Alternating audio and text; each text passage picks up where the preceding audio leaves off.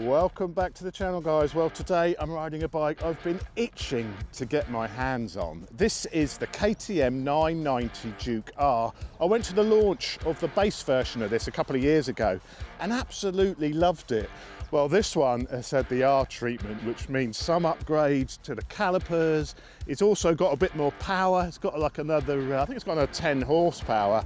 And of course, it's got all of the latest connectivity options with this incredible dashboard. So yeah, join me for a first ride on this machine. I'm going to take it around my local test ride route, give it a little bit of a thrashing and see what this bike is all about. So if that sounds of interest, you know what you've got to do. Get yourself a cuppa and chopsy, roll the intro.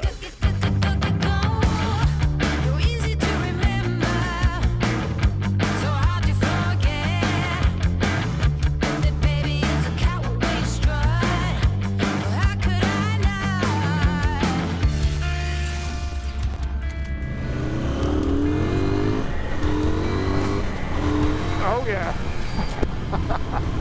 As I mentioned at the beginning, I went on the launch of the standard 990, which was a couple of years ago in Spain. Absolutely loved that bike. What I loved about it is it didn't feel like a middleweight, you know, physically it felt like quite a big bike.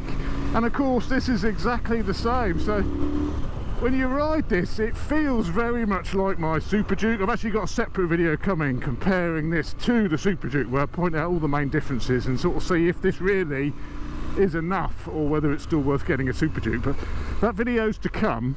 But I have to say, I rode this back from KTM UK last week, and after stepping off my Super Duke and stepping onto this, I couldn't believe how much fun this was. Now this is 125 horsepower, so it's got more power than the standard 990. This is the same power or tune, I guess, is what is in the RC version, you know, so the faired sports bike version. I don't know what he's doing. So you have 125 horsepower and I think over 100 newton meters of torque, 103 newton meters of torque if my memory serves me well. So masses of torque. And this sort of engine, and I've said it before many times, you know, KTM make one of the few exciting parallel twin engines on the market. Teddy crest like that and the wheels up. But yeah, their parallel twin engines aren't like the competition's parallel twin engines. You don't ever get the feeling that, you know, this is a compromise, this engine. I mean, even stepping off the Super Duke, the engine feel is very similar, even to its big brother. I mean, that sort of behaviour is part of the course. You know, just little bits of throttle wheels coming up. That is the sort of bike this is, and this is just, oh, this is in the sport mode actually. So the sport mode does give you quite an aggressive throttle response. It's not snatchy, it's just aggressive. So it's just there immediately for that sort of behaviour. And I've got the wheelie control turned on this at the minute, so it lets it come up a little bit with the wheelie control on. You can have a bit of fun with that safety net in place, but there doesn't seem to be any, I'll come on to the electronics a little bit in a minute, but on this version there doesn't seem to be any way of, there's no like performance mode where you can have wheelie control off, traction on. Doesn't seem to have that. I've been all through the menu, so perhaps this bike doesn't have the full tech pack, because I thought that sort of functionality was built into this. So if it isn't, that's a bit of a thing actually. You can only turn your wheelie control off by turning all the traction control off. I can't see that is the case, but it seems to be on this bike. So whether this is missing the tech pack, I don't know. Right, let's chuck it through some twisties, because this is where this bike excels really. It's the twisty stuff. It's so agile, there's so much control. I mean, the front end on this is beautiful, and it just goes wherever you point it, and it's got the most incredible brakes, one of the sort of the best braking setups on the market. And because the bike only weighs 190 kilos fully fueled, it's also nice and light as well, so it really changes direction quick. I mean, it's fighting. End of third gear, you can feel the front wheel is so light on the ground. But the steering geometry is just all geared up to make this change direction really quickly. The suspension is of course WP, as all KTMs are, and it's fully adjustable on this model. You've even got, I believe, some preload adjustment. Yes, you do. So fully adjustable suspension. On the rear shock, you have a separate high and low speed compression damping setting as well. So really quite decent suspension. Whoa, power! It gets up to speed so quickly. It definitely feels like a mini Super Duke. Got to be a little bit careful. We've had a lot of rain, so there's a few little wet patches. But it very much feels like a mini Super Duke. The riding position's a little bit different, but you have to wait for all that until I do my comparison. But the riding position on this machine, it feels okay. I'm surprised there's not much weight on the wrists. I thought there'd be a little bit of weight on your wrists, you know, a little bit of weight over the front wheel. It's not like that. It's quite upright. The rear is quite high on this bike, so it is pitched up a bit at the rear, and the bars sort of seem quite close to me, so it's not as spacious perhaps as the Super Duke. You're a little bit more locked in, but you can sort of feel the tank, you can grip onto the tank. It's comfortable. It's definitely comfortable. It's not cramped. I mean, I can feel the seat behind me, so I haven't really got any room to move back on the seat, but I'm sort of in this sculpted seat, which feels nice. Feels pretty comfortable. The bars are really wide and sort of quite close to me. If they were a couple of inches in front, I'd be leaning forward and I would have a bit more weight on my wrist. But it's a really comfortable, lovely position, and you've got that incredible dashboard there, which is a touchscreen. We'll go through some of the features of that when we stop and do a little walk around. But I think it's suffice to say, I now think the KTM range of bikes has the best dash in the business. I think they've picked the BMW crown. Just about. That BMW dash is still absolutely lovely, but this has got the touchscreen, and what makes it is that sat-nav functionality. You've got this built-in sat-nav on this bike, which you don't need to connect to your phone. It's just all there, and it even tells you the speed limits of the road you're on, so and it will flash if you go over the speed limit. And like I say, it doesn't flatten your phone battery, and I have used that navigation before, and it is actually very good. It's not Google Maps or anything, but it is still very good. I was really excited about getting on this machine, I can't lie. I really wanted to be on this at the start of the year, but the way things worked out, they didn't have the bike available until now. At least the weather's a little bit better now than it was at the start of the year. But I had high expectations with this. I was like, well, can it actually live up to my expectations? When I was buying my Super Duke, I thought, shall I wait until I try the R, or should I just get the Super Duke? I got the Super Duke, didn't I? I didn't wait. And I'm not going to talk too much about this because I do have this video coming, but this is not that much of a downgrade from the Super Duke. And what I do like about this, that's sort of some pickup for you there. What I do love is it's so playful, this machine, so playful. And because it's lighter than the Super Duke, you know, wow, watch that. You've got to be really careful with the front. I mean, as I say, I did give that a big handful there. If you give it a big handful, not when there's a car coming or there's water all over the road, but if you give it a big handful over a crest, the wheel will be it's fun. The primary focus of this bike is fun. I mean, I think it would make a reasonable touring machine or for other uses, because yes, it's aggressive, it's light, you know, the suspension is quite firm. It's not overly firm. I mean, I can feel what the tarmac's doing beneath me, but it's not a really firm sort of race setup. I mean, even on roads like this, which was bumpy as hell, the suspension is decent. So let's just have a little play around here. But the way it changes direction, the way it holds a line, there's not many bikes I could say can really rival it in a set of twisties, this thing. There's a couple of these twigs in the road, we're a little bit careful here. But it's an incredible performance machine. You've got amazing brakes, you've got an incredibly agile chassis, you've got sticky Michelin tyres, water, and all for £12,500, which is cheaper than the base 990 was when it came out. I think that was 13.5 when it first came out, the 990. KTM have restructured their pricing.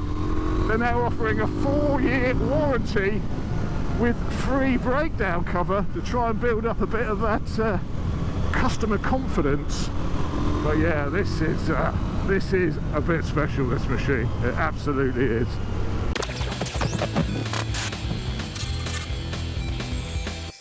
So you've got several rider modes on this. There's a little mode button here which you can then cycle through. So you've got sport, street, and you've got a couple of customizable options as well. So I've done a setup on custom 1, which we'll go into, which is supermoto mode, so no ABS on the rear, so you can lock it up and have, that's the sort of bike this is. It gives you the option to have no ABS on the rear for locking it up and stuff, so you can tell straight away it's got a fun element to it. I've also turned off the traction control in this mode, so that means the wheelie control's off. As I said, I haven't found out if you can have wheelie on and traction on. Doesn't seem to be able to, but I can't believe that's true if this bike has indeed got the tech pack. So if it hasn't, if you've not got the ability, and I put it on the screen if you haven't, if you've not got the ability to turn off traction and wheelie independently of each other, that's a bit of a cross in the box for me. You need that functionality on this fun machine like this. So if you can do that or not, I'll put it on the screen. I've noticed you don't have things like oil temperature on the dash, or you don't seem to, like you do on the Super Duty. You've got oil temperature. I love monitoring my oil temperature. That's way more important than coolant temperature. Don't have it on this, unfortunately, or don't seem to. So I've had a good look through the menus. It's such a poppy, fruity sounding motor on this. Right, let's have it looks like it's going to be a bit damp, so I'm going to have to be a little bit careful. That is a bit of a shame, but there's plenty of room even for me just to get out the seat a little bit, hang your leg out. I don't much like these Michelin tyres when it's a little bit damp and cold either. They take a little bit of warming up. These Power 2s or whatever they are. But yeah, it's so agile. I mean, it will take a hell of a rider to reach the limit of this machine on the road, I tell you. It's one of those incredible bikes.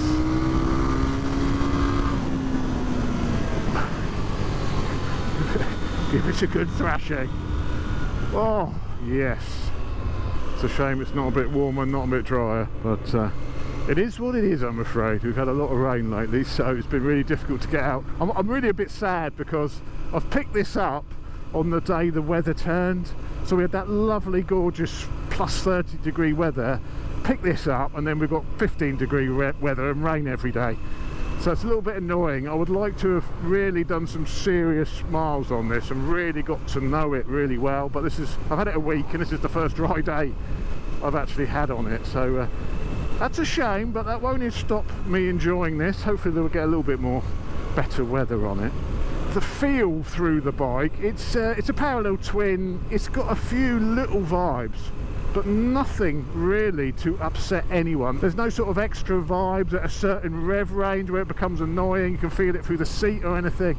I can barely feel the engine through the seats. I can feel it a little bit on the bars, but it feels like you've got a V-twin sort of feel to it, a very well-mannered V-twin, I hasten to add.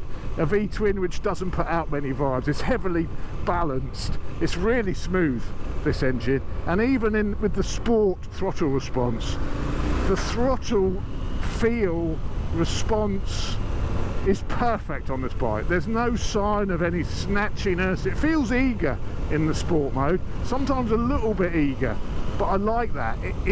It's not snatchy. You just got to control the throttle properly. If you turn the throttle slow enough, it's not snatchy. If you've got a snatchy bike, it doesn't matter how little you turn the throttle, you're on that snatchiness. There's nothing you can do about it. You just got to finesse the controls a little bit more, and it'll be perfectly lovely. But that's just in the sport mode. If you have it in the street mode, it's softened off for you anyway. Okay, let's do a little bit of a 0 to 60 dash on it. I'm not going to do it in the with the wheelie control off, that's for sure, because it's way too lively for that. Closed road, obviously. I'm going to cover the rear brake a little bit and be a little bit careful in first. Get over the front. Full throttle. The quick shifter blipper is absolutely excellent. Yeah, that was a bit of a tentative launch, but it put that power down really nicely actually. I thought it might be a bit more hairy than that, but that absolutely shot off like a scolded cat that time. I'm going to do it one more time and be a little bit more aggressive with it. Let's try that again and be a little bit more aggressive.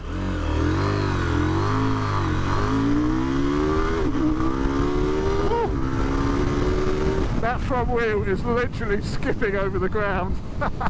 managed by the wheelie control.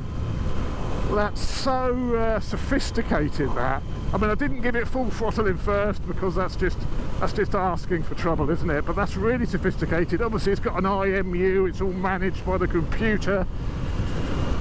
But yeah, that's a seriously rapid launch. I don't think I could beat that on the Super Duke, because I think this is one of the areas, I said I wasn't going to compare it, and I can't help myself, but this is one of the areas where this bike is actually a bit more usable than the Super Duke. I mean, it's 125 horsepower, not 190 horsepower. You can fully open the throttle in first gear. You couldn't do that on the Super Duke. Well, you could, but the wheel would be, you know, it would be a hair-raising thing to do. With this, you can, that power is more accessible. It feels very similar, but everything's a little bit more accessible, and I think that's brilliant for a road bike, and it makes you use more of the performance, because the Super Duke, you can't really open it up fully until sort of second, or sort of the end of second, sort of 50 miles an hour, you know, until you can really give it the full gas, and then it's absolutely rampant. But with this, you can give it full gas in first. It's a bit more playful than the Super Duke. Cruises, I mean, I'm doing 60, let's get up to 60. Cruise is lovely. I mean, 4,000 revs at 70 miles an hour, so perfect cruiser on the motorway. Let's go down a couple of cons and give it a high-speed corner. Hang out the seat a little bit of front raise to feed it in. Oh, it's just waiting to go. Oh yeah. It's rapid. It is really rapid, and I think what makes it 125 horsepower, you know, it's a decent amount of power for the road. That, I mean, that's power you can access, you can use, but I think it's that 100 meters of torque which is what makes it so incredible, having all of that torque on tap, you know, from really low down the rev range as well. Steering lock's brilliant, you know, there's loads of steering lock on this thing. Even in the higher gear, it's got the torque to pull it, you know. It just makes you want to, it's not a bike, you don't buy one of these if you want to slow down a bit. It's very much a bike that wants you to grab it by the horns and wring its neck, which I'm quite happy to do. It is incredible fun. Incredible fun. It oozes confidence to the rider. You know, you've got to, it responds better if you do take the bull by the horns. You muscle it around, you whack up in the throttle, you slam on the brakes. It likes you to be smooth but decisive with it, you know. It responds well to that. But I think anyone could jump on this and feel the confidence. It does ooze confidence, mainly because the brakes are so damn good. Incredible stoppers. Absolutely amazing. And the ABS system is superb as well. So we've got ABS on the rear now, so you can, if you can afford the tyres, you can lock it up and do some skids on it. This thing is incredible fun.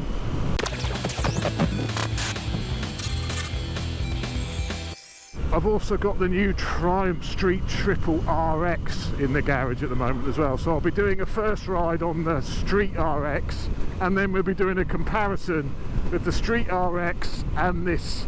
So me and Adam were actually recording that this afternoon, so we're going out and having a bit of a thrash around on the new car and the new Street Triple RX. Both about the same power, both about the same weight, both about the same money. So I think that will be a really, really interesting comparison. And no one's done a comparison, I don't think, with the Street RX, the sportiest Street Triple ever made. So how sporty is the Street RX compared to the 990? We will find out, and that's to come. So if you're not already subscribed, don't forget to subscribe to see that one. That's going to be fun. Let's hope it doesn't rain. These higher speed changes of direction it's just an absolute piece of cake. The bars are so wide, but the steering head angle is short, you know, so you're right over the front of the bike, so it just changes direction so easily. Oh, what a thing. The rear brake's also quite nice, and you can just give it a little bit of rear to scrub off a bit of speed. So if you go too heavy on the front, obviously you just chuck a load of weight over the front wheel, so use a bit of rear to feather it in down a cog, because it is a little bit of wet, but the bike just gives you great feedback through the tarmac and confidence, so you push it on a little bit more even though the conditions are a little bit damp in places. Afternoon, sir. Oh, we've got ourselves a Golf in the way. We've got ourselves a Golf. It's got that feeling that you'd never reach the limit of its performance on the road. Yeehaw! Oh, it loves a bit of that. It loves a bit of that. Yeah, it's absolutely marvellous. If you've got a little bit of a hooligan side, this is an incredible. It's very sort of supermoto like, these Duke Ranger bikes. And yeah, if you've got a bit of a hooligan streak, this thing is an absolute riot. Oh, those front brakes just offer so much, not only power, but it's the feel of the MCS Master Cylinder. That is what is so nice with it. It's just you can just feel exactly what that front braking system is doing. And even on these sort of really sort of bumpy back lanes, the suspension is absolutely handling this. The suspension feels really premium, I would say. And I've not adjusted it at all for my weight or anything. I've just got on it, turned the throttle, and it feels perfect. I wouldn't feel like I wouldn't need to tweak it at all. If it went on track, maybe you could have a bit more support on the front. But yeah, it's really lovely, really premium. There's a massive bump in the road here. Yeah, it just glides over that as well. You don't feel like you have to thrash it, this bike. It's got enough grunt, and I think that's where the 100 Newton meters of torque comes into its own. Because you haven't got to thrash it to access all that performance. It's all there at the mid-range. There's a little bit at the bottom, but it's very strong in the mid-range, this bike. So you can just rely on that mid-range to pull you through on your overtakes and stuff. You haven't got to absolutely thrash it. If you do thrash it, it gets really exciting. I guess at the top, it doesn't have like a massive hit at the top. I guess that's the only sort of bad side, I guess, to this parallel twin setup. You haven't got a massive hit at the top, but it pulls nicely to the red line, but just doesn't really kick at the top. But it's got the power where it matters, in the mid-range, and I think that's where you want it on a road bike. And that's what helps it pull the wheel up over all the crests and stuff. That's what keeps it exciting. Niggles, oh. I guess it's a little bit single-minded, this bike. You know, it is all about having fun. Yes, you could ride this to work, you could commute on it, you could go touring on it. I think the riding position is pretty comfortable. The seat isn't overly padded, it's all right, but I can sort of feel my arse on the seat a little bit already. So yeah, the seat isn't the most comfortable seat available on the market, and the suspension is, you know, it's built to perform, so you can feel every little undulation on the road. It's not crashy, but you can just feel everything. So if you're doing a lot of miles, there might be just too much input because you can feel everything the tarmac's doing. As I say, it's fully adjustable, and you can soften it off if you're going to use this more as an everyday bike, and then you could come out with your spanners and firm it up again at the weekends. You could do that, absolutely, but it is quite single-minded. It's a hooligan, make no mistake, it's a hooligan. As it happens, I happen to love hooligans, so absolutely love this thing. Let us sneak past Mr. White Man. Look at that mid-range. An incredible dollop of power there. I think 125 horsepower and 100 Newton meters of torque. I'm going to say it, you don't need more than that on the road, really. And what I do like about this machine, being a bigger guy, it's a reasonable size. You know, being 6'2", 20 stone-ish, I feel like I could fit on this and I can live with it. Some of the other middleweights, I think I'm just too big. I couldn't have that bike because I'd look too big on it. I don't think I look too ridiculous on this. I still look big, obviously. You know, unfortunately, when you're big, motorcycles, you just have to put up with how you look, don't you? Who cares what you look like? But it's how you feel when you're riding it. And I feel fine on this. I say I'm more locked in than the Super Duke, but not by a huge amount. Right, bang it in here. Oh, it's so precise, and the front brake is just amazing. It's amazing, the brakes on this bike. So much confidence in the stopping performance of this machine. There we go, straight past there. Wait for it, wait for it. Piece of cake. Oh, that's a bit of overrun there. A little bit dubious because the tyre, it's quite cold today and the tyres do take a little bit of warming up on this. This would be my only sort of criticism really. I mean, I think this has got the Cup 2s, isn't it? This hasn't got the normal powers. This has got the Cup 2s. So this shouldn't have that same sort of warm-up, slow warm-up issues. Pump it in, bit of leverage on the front, give it a bit of muscling in, chuck a load of counter steering on those bars. Drop a cod, perfect quick shifter blipper. Full throttle. Yeah, that is absolutely super. You're in third gear, you spot a little crest in the road, you think hello, we'll have a bit of that. So there we are, just a very brief look at this machine, and I have to say I'm impressed. Very impressed. So to come, I will be doing a comparison with my Super Duke and this bike, so that's to come. Also we'll have that comparison with Adam against the Street Triple RX. And yeah, so if you're interested in this bike, don't forget to like, subscribe, hype, all the other stuff you've got to do these days, and I will see you on the next one. Cheers guys.